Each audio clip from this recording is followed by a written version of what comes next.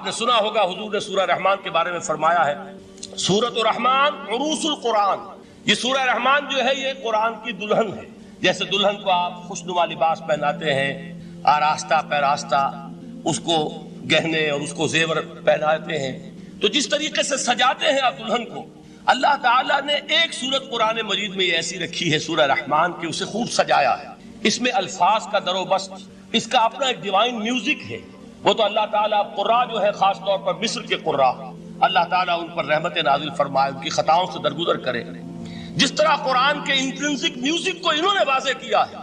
واقعہ یہ ہے کہ اگر یہ لوگ نہ ہوتے، شیخ عبد الباسط محمد عبد الصمد، شیخ محمود خلیل الحسنی، یہ لوگ کہ جنہوں نے قرآن کے اس غنا میوزک، یہ لفظ جو ہے آپ حیران نہ ہو کہ میں یہ کوئی شاید توہین کر رہا ہوں قرآن کی، حضور نے یہ لفظ استعمال کیا ہے. تغنو، اس قرآن کو اچھی سے اچھی خوشلہانی کے ساتھ پڑھو.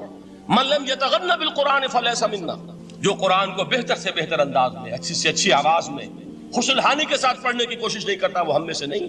بلکہ ایک مرتبہ حضور رات کے وقت آپ گشت پر تھے اپنے ساتھیوں کے حالات معلوم کرنے کے لیے. حضرت ابو موسیٰ اشعری رضی اللہ تعالیٰ عنہ ایک صحابی ہیں، ان کے گھر کے پاس سے گزر ہوا، وہ رات کو تہجد پڑھ رہے تھے، کھڑے ہوئے کیف کے عالم میں قرآن تلاوت کر رہے ہیں. حضور کو بہت پسند آئی ان کی قرات، کافی دیر تک وہاں کھڑے سنتے رہے. اب انہیں کیا پتا کون سن رہا ہے.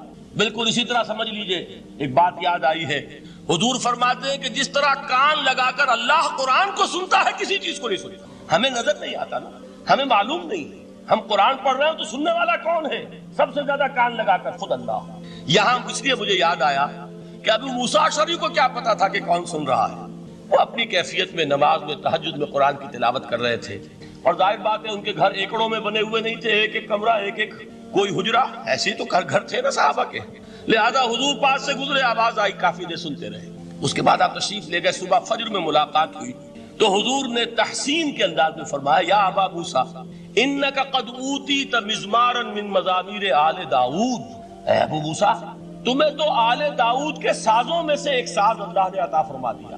جس طرح حضرت داؤد، لہن داؤدی مشہور ہے کہ جب وہ پچھلے پہر رات کو حمد کے ترانے الاپتے تھے، قرآن میں ہے کہ پرندے شامل ہو جاتے تھے ساتھ، اور پہاڑ وجد میں آتے تھے، پہاڑ بھی ان کے ساتھ شریک ہوتے تھے. تو جس طرح کا اللہ نے ان کو لہن عطا فرمایا تھا، حضور نے تحسین کے انداز میں فرمایا ہے ابو موسیٰ اشعری، اللہ نے تمہیں بھی آل داؤد کے سازوں میں سے ایک ساز عطا فرمایا. بہرحال قرآن مجید کا جو یہ میوزک ہے، قرآن کے الفاظ کا جو حسن ہے، جہاں تک حسن معنوی ہے وہ تو ہر لفظ میں ہے، لیکن یہ حسن ظاہری، حسن صوتی، حسن لفظی، یہ اپنے کلائمیکس پر آپ کو نظر آئے گا سورہ رحمان. لیکن قرآن میں یہ سورت اس اعتبار سے بھی ممتاز ہے، اس کی 4 آیات پر ذرا توجہ کریں گے، عجیب حقائق سامنے آئیں گے. جہاں یہ قرآن مجید کے حسن صوت اور حسن لفظی کی معراج ہے، وہیں اس کی پہلی 4 آیات میں 4 چوٹی کی چیزوں کا ذکر ہے، سب سے اونچی چیز ہے. پہلی آیت کیا ہے؟ الرحمن. ایک آیت ہو گئی. رحمان کیا ہے؟ اللہ کا نام ہے. کبھی آپ نے غور کیا اللہ کے ناموں میں سب سے پیارا نام کون سا ہوگا؟ رحمان. کیوں؟ اس کا مادہ کیا ہے؟ رحمت.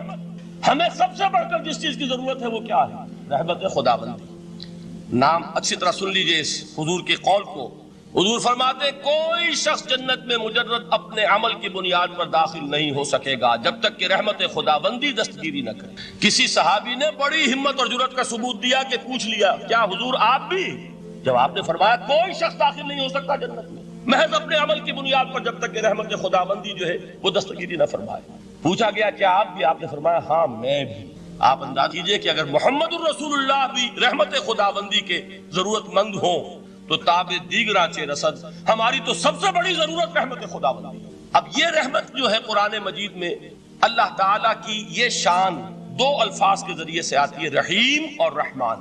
اور کوئی مادہ نہیں ہے جس سے 2 نام بنتے ہوں اللہ کا، لیکن یہ مادہ ہے واحد رحمت کا کہ جس سے رحمان بھی ہے رحیم بھی ہے. رحیم صفت مشبہ ہے، رحمت دائم ہو جائے گی، مستقل ہوگی تو رحیم کہیں گے. اور رحمان، اس میں رحمت کی ہے وہ شان ہے کہ جیسے ٹھاٹھے مارتا ہوا سمندر ہو، ہیجان کی کیفیت، طوفانی کیفیت، رحمت خداوندی کا طوفانی جوش، وہ ہے رحمان. آپ تو رہتے اس علاقے میں ہیں، آپ کو معلوم ہے عرب اگر بھوکا مرا جا رہا ہو تو کیا کہے گا؟ انا جوعان. پیاسا مرا جا رہا ہو انا عطشان. بہت غضبناک